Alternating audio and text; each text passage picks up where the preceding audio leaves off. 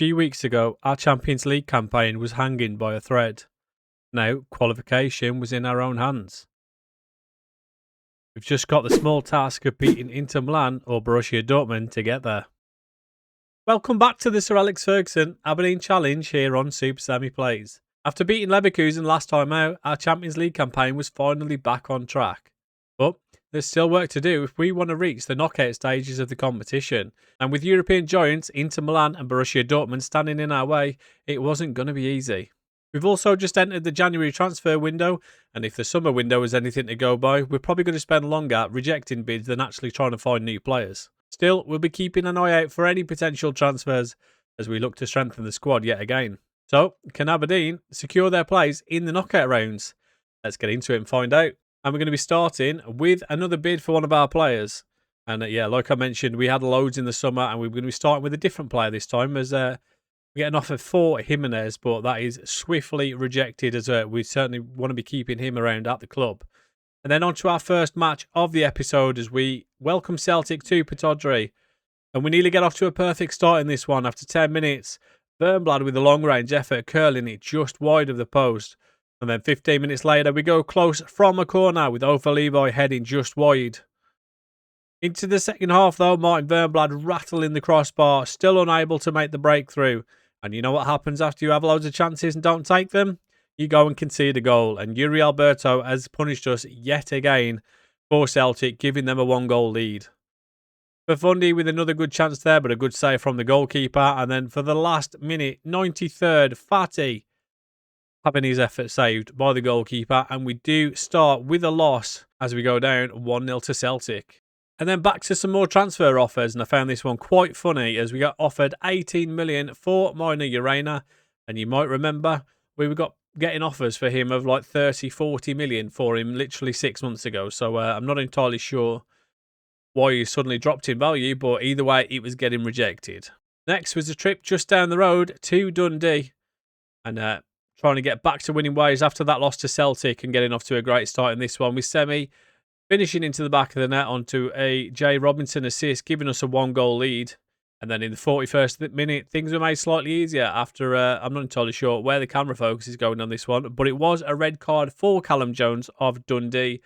And it means we're going to be playing the whole second half against 10 men. And apparently that means nothing for Dundee, as Ashley Hay does level the game up to make it 1-1. Thankfully, we do manage to get back in front. Jay Robinson finding Silva, and what a finish this is from the young centre-back, giving us a 2-1 lead. And then we do take a 2-goal lead in the 83rd minute with Josh Doig going on an unreal run, just running past everyone and finishing on his weak foot to give us a 3-1 lead, and that's how the game finishes. Next up, St Johnstone, who you might remember were the first team we played using this tactic, and they actually beat us 3-1. So we were certainly looking for revenge in this one. And 20 minutes in, Sato finishes in the bottom corner after a lovely little dink over the top from Eric Adam.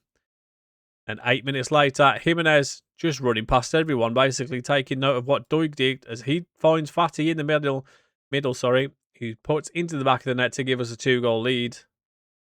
And then Martin Bernblad in the second half getting free down the right, and he just runs past everyone.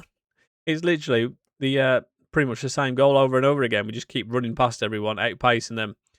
And then in the 72nd minute, I'm not entirely sure how that one went in, but you might remember we actually had Josh Feeney on loan early on, and unfortunately for him, he scores an own goal as we do go on to beat St Johnstone 4-0.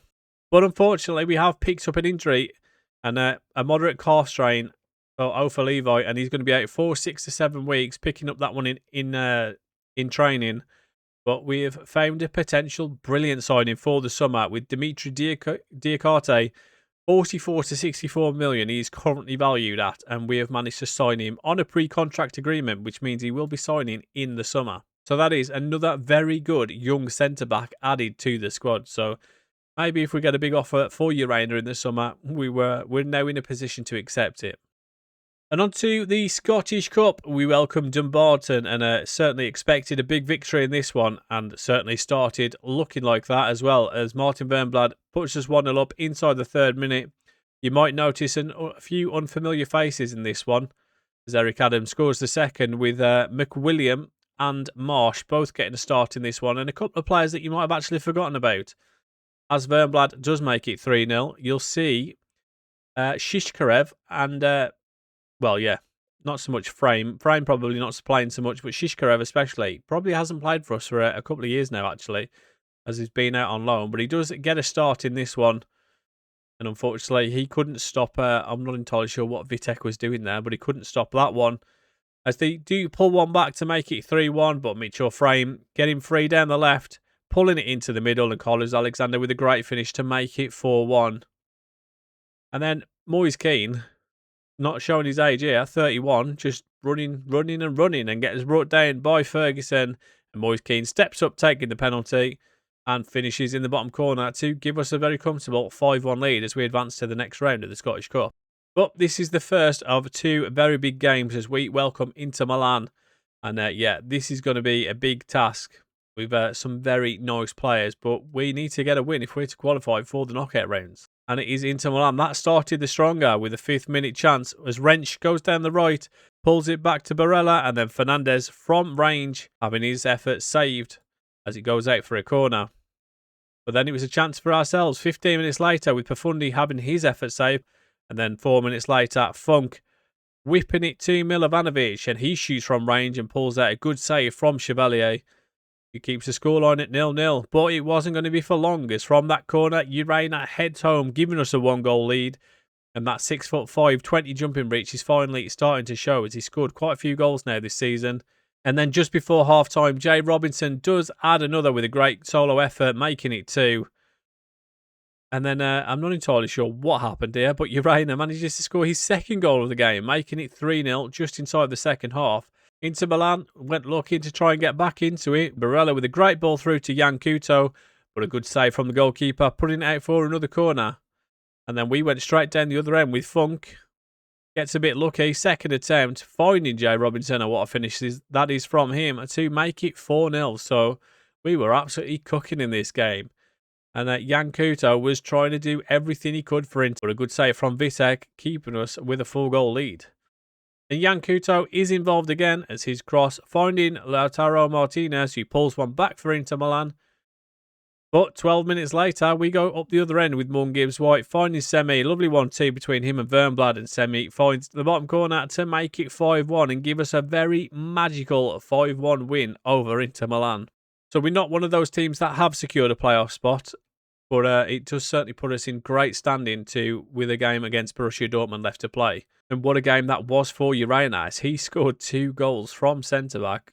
And like I mentioned in the game, that 6'5" frame and 20 jumping reach finally starting to show.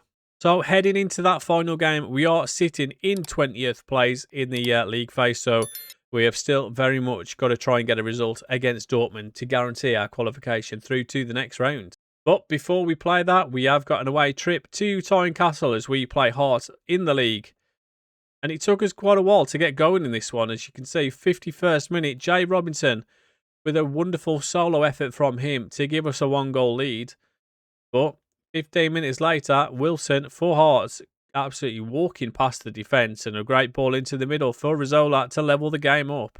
Our quality finally shines through though in the 72nd minute with Martin Wernblad firing past the goalkeeper to give us a 2-1 lead.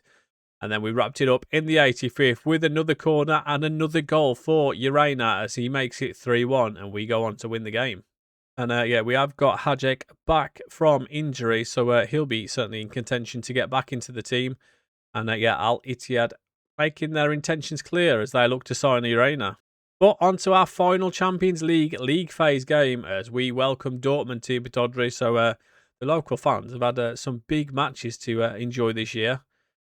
And we go close early on with a good save from the keeper. Jay Robinson loves a spectacular goal, doesn't he? And nearly got another one there. But we do take the lead inside 15 minutes with Profundi putting it past the goalkeeper. And then a mistake from the defender there as Adeyemi just runs clean through and puts it past Vitek, who is unable to stop it, levelling the game up. But in 36 minutes, we do get back in front with Milovanovic's effort going all the way through from range, giving us a 2-1 lead and restoring it. And we go looking for a third in the second half. Michael Funk shoots from range, pulling a save, from the keeper. And then in the 65th, it was Profundi finding Urena. He spreads it wide to Funk, who goes for another one, but this one going just narrowly wide of the post. But it was enough for us to go on to win 2-1 against Dortmund and qualify for the next round. With that victory and Martin Wernblad's performance in particular, we have received 6 million for finishing 16th in the Champions League phase. So we are pretty comfortably through to the knockout stages after that one. And after the start we made with losses to Arsenal, Salzburg, Juventus, Villarreal, I'm pretty pleased with that turnaround from the team. And this is how the team's stats are looking at the moment, with Martin Wernblad still our top scorer with 16 goals and Profundi with 14 and 10. Certainly my favourite player of this season. Jay Robinson as well also done very well with 12 goals and 11 assists. And Ryan Suki-Sato as well with 8 and 15 assists. Also nice to see Semi is up there now with 10 goals and 5 after a pretty slow start for him. And Urena with 6 goals from centre-back is very nice to see this season. So, after 2 massive wins in our final 2 Champions League phase games, we have qualified for the knockout rounds pretty comfortably in the end. That victory over Inter was certainly something special, and after a slow start to the campaign, we are finally looking back to our best. And next episode, we'll be finding out who we are going to be playing in the next round of the Champions League. We're just praying it's not Benfica. But if you've enjoyed this one, do me a favour, hit that thumbs up, subscribe if you haven't already, and I will catch you guys in the next one.